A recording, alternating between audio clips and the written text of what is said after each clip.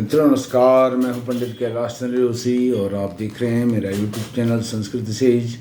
मित्रों, आज मैं फिर से चर्चा करूंगा एक राष्ट्र एक पर्व का जो अभियान हम लोगों ने चलाया हुआ है उसी पर। अभी अभी रक्षाबंधन 2023 संपन्न हुआ है। बड़ी भ्रम की स्थिति में रहा यह रक्षाबंधन का पटाक्षेप हो गया है और अब किस तरह से आगे तिथि पर्वों में त्योहारों में एक रूपता हो, इसके लिए चर्चा करेंगे। क्योंकि मैं ज्योतिष का एक सामान्य विद्यार्थी हूँ और मेरी जिज्ञासाएं रहती हैं और अपेक्षाएं भी रहती हैं कि एक राष्ट्र एक पर्व हो। जब एक राष्ट्र एक पर्व की बात करते हैं, हमारा भारतवर्ष बहुत विशाल है, बहुत इसका क्षेत्रफल और जनसंख्या की दृष्टि से भी बहुत बड़ा इसमें जनसंख्या है। लेकिन हम फिलहाल तो कुरुमांचल से, अपने कुमाऊं से इसकी शुरुआत कर सकते हैं एक राष्ट्र एक पर्व की दृष्टि से। तो उसी के संदर्भ में आपसे चर्चा करूंगा।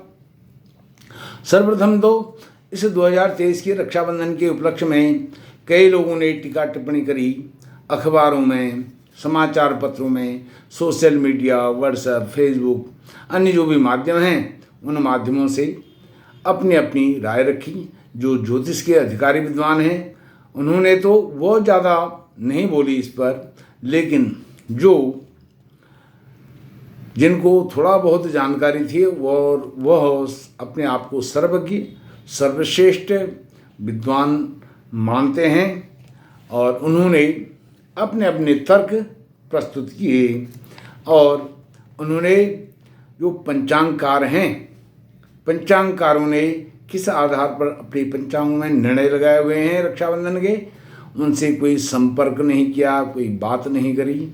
और जब पंचांगकार तथाकथित पर्व निर्णय सभा के पास 1 मार्च 2022 को संवत 2080 के पंचांग में होने वाली, उल्लिखित होने वाली तिथि पर्वों की सूची लेकर के जाते हैं, उन्हें आश्वासन दिया जाता है कि 30 जुलाई 2022 तक यदि किसी अन्य पंचांगकार के कोई तथ्य सामने नहीं आए तो आपके तिथि पर्वों को अंतिम माना जाएगा। लेकिन वह भी नहीं हुआ।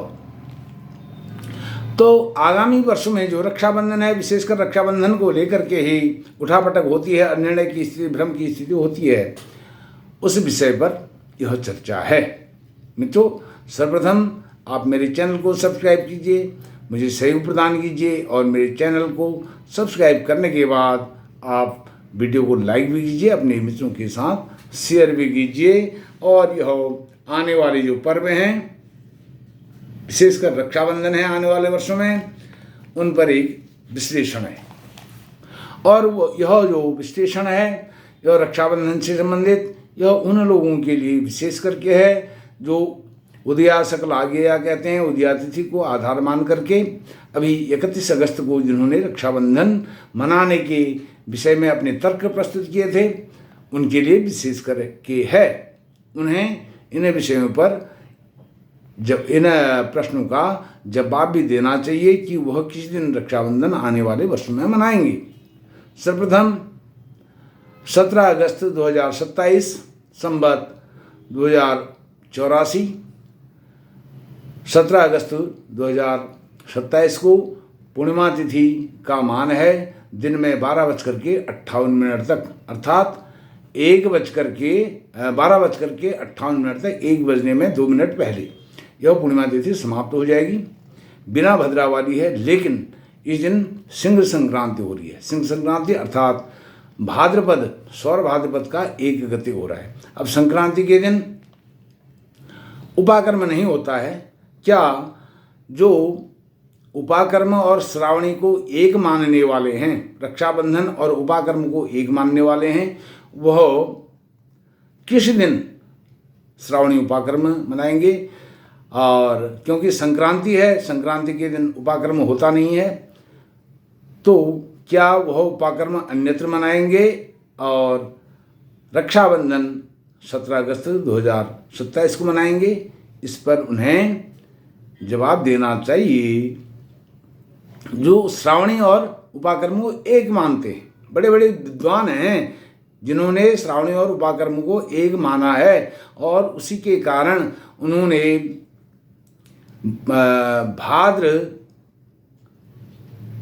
कृष्ण पक्ष प्रतिपदा में 31 अगस्त को उपाकर्म भी किया है और श्रावणी भी किया है।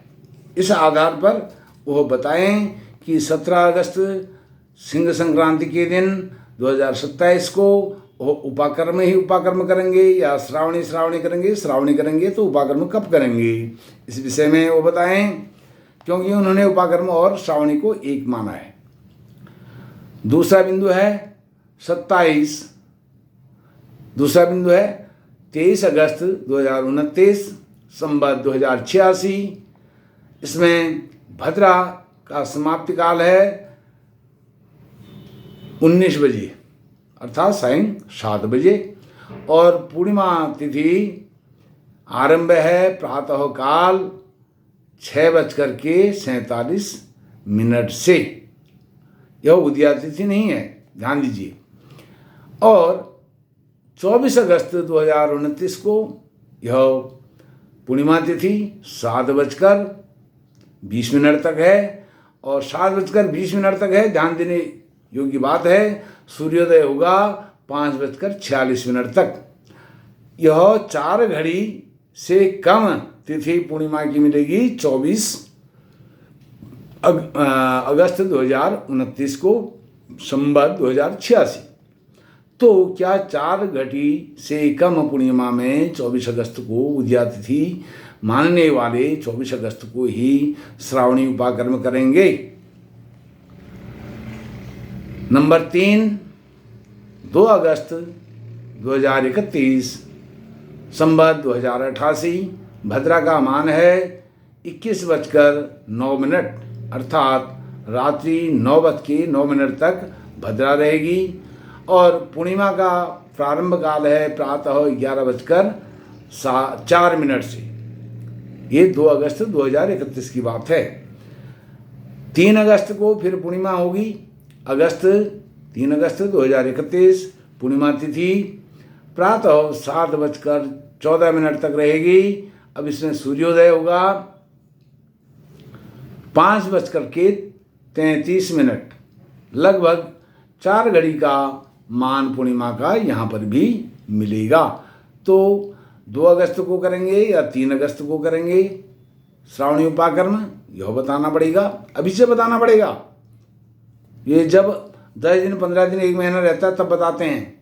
अभी कोई सज्जन थे, मैंने मार्च में लिख दिया और अभी तक किसी ने कोई ध्यान नहीं दिया। उन्होंने तो इसी वर्ष 2023 के मार्च में लिखा। हम तो 9 वर्ष से इसके विषय में बोल रहे हैं। मैं स्वयं 9 वर्ष से बोल रहा हूँ, सारी बातें रिकॉर्ड पर हैं, सब लिखित कागजात हैं, सबको रजिस्ट्रियाँ पत्राचार हुए हैं, उसके कागजात सारे मेरे पास हैं। 9 वर्षों से पत्राचार हुआ है। इन संदिग्ध व्रत पर्वों की को एक राष्ट्र एक पर्व के उद्देश्य से करने के लिए पत्राचार हुए हैं 9 वर्षों से।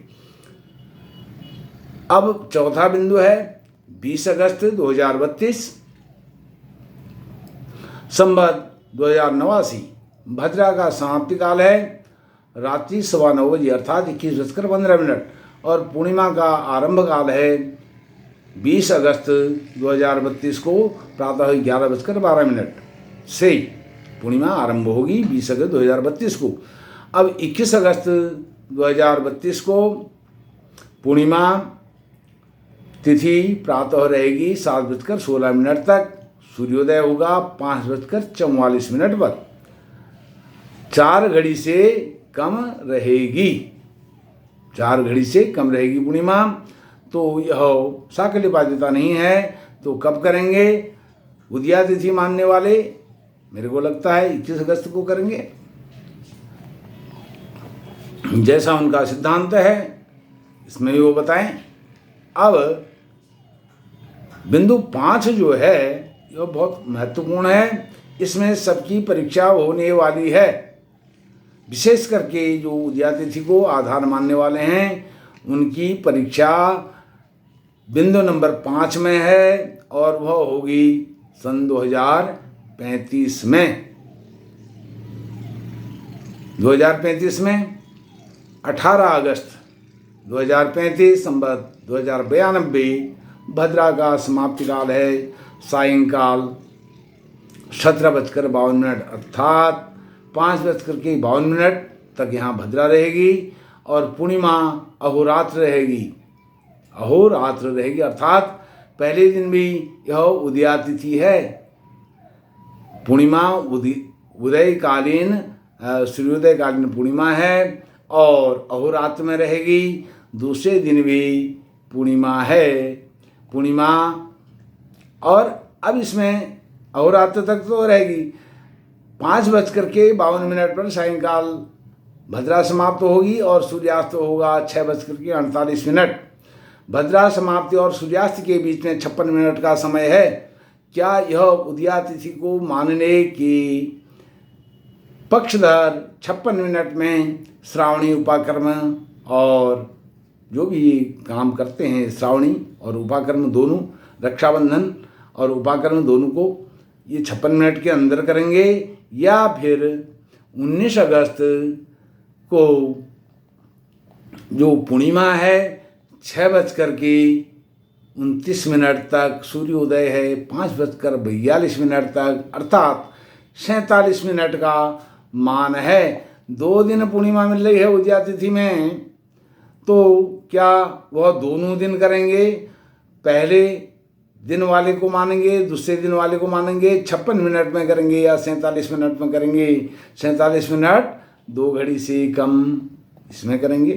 पहले यह बहुत महत्वपूर्ण है, इसको हम हर किसी को नोट करके रखना चाहिए। 18-19 अगस्त 2035 संवत 2092 उदया तिथि पहले दिन भी है और दूसरे दिन भी है और पहले दिन 18 अगस्त को भद्रा समाप्ति और सूर्यास्त के बीच में 56 मिनट का समय मिल रहा है। तो जो विद्वान लोग हैं 31 अगस्त के जो पक्षधर हैं, उदया तिथि के पक्षधर हैं, उनको तो उदया तिथि अब 2 दिन मिल रही है। दोनों दिन 56 मिनट और 47 मिनट क्रमशः मिल रहे हैं।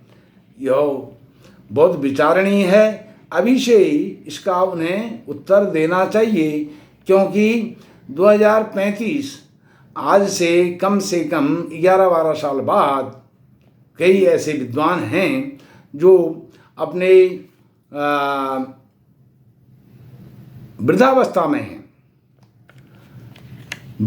में हैं और वह अभी लगभग 75 और 80 के बीच के हैं अभी, और आने वाले 12 वर्ष यदि और लगाएं तो उनकी जो उम्र आयु होगी वह 85 से 90-92 वर्ष तक होगी। तब तक क्या उनकी स्मरण शक्ति इस तरह के निर्णय करने की होगी नहीं होगी? सोशल मीडिया पर, समाचार पत्रों पर और पीसी जो प्रेस कॉन्फ्रेंस है उसको करने की स्थिति में वो रहेंगे नहीं रहेंगे, यह अभी से उनको उत्तर देना चाहिए। बिंदु 5 का 18-19 अगस्त 2035 संवत 2092 में वह क्या निर्णय लेने वाले हैं, आज 12 साल पहले उनको बता देना चाहिए। यह मेरा आग्रह है, मेरी जिज्ञासा भी है। उनके उत्तर की प्रतीक्षा में रहूँगा, और क्योंकि मैं ज्योतिष का एक सामान्य विद्यार्थी हूँ। नंबर 6